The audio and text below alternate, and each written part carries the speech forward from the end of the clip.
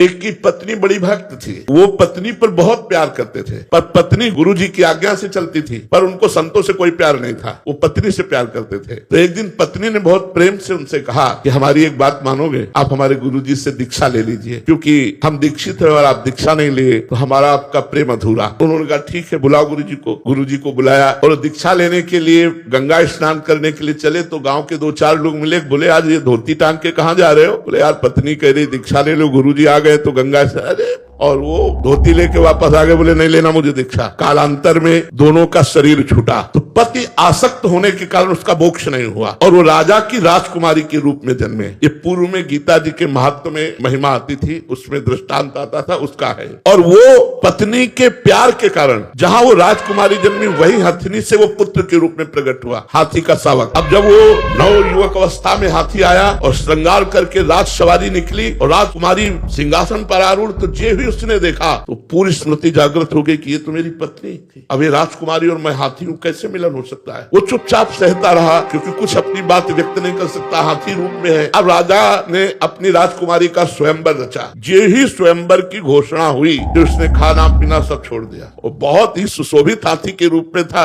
राजा को सूचना पहुंची, राजवैद्यों ने देखा, बोले कोई रोग नहीं। राजकुमारी विज्ञान संपन्न थी क्योंकि भजन करती थी। उसने कहा इसकी औषधि मेरे को पता है, मुझे एक बार इसके समीप जाने दो। नजदीक गई और कान में कहा था गुरुदेव को वरण कर लो। नहीं वरण किया ना तो हाथी की योनि को प्राप्त हुए। सकुचाओ मत, तुम्हारी गले में जयमाला डालूंगी। सकुचाओ मत, स्वयंवर में तुम शोभा के लिए खड़े किए जाओगे और मैं तुम्हारे ही गले में माला डालूंगी और इस जन्म में इतना भजन करूंगी कि आगे जन्म में हम फिर दोनों मिलेंगे। उसने ऐसा ही किया। भजन के प्रभाव से अपने पति को हाथी की योनि से मुक्त करके अगला जन्म फिर मनुष्य का हुआ। ये तप और भजन से, भगवान के वरदान से संभव है, ना कि अपने प्रारब्ध से।